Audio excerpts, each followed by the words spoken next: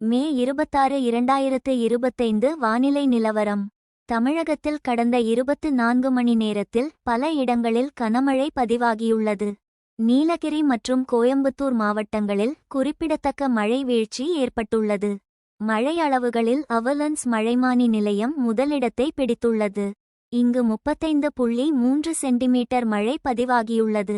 அதனைத் தொடர்ந்து முக்கியமான மழை பதிவுகள் வருமாறு: upper Bhavani, Nilgiri 29.8 centimetre, Chinnakallar, Coimbatore 21.3 centimetre, Emerald, Nilgiri 18.2 centimetre, Gudalur Bazaar, Nilgiri 15.3 centimetre, Wentworth estate ஷே, Nilgiri 13.9 centimetre, Pandalur taluk office, Nilgiri 13.7 centimetre, upper Gudalur, Nilgiri 13.5 centimetre, Siruvani அடிவாரம், Coimbatore 12.8 centimetre, Cinchona, Coimbatore 12.4 centimetre, Kundah bridge, Nilgiri 11.5 centimetre.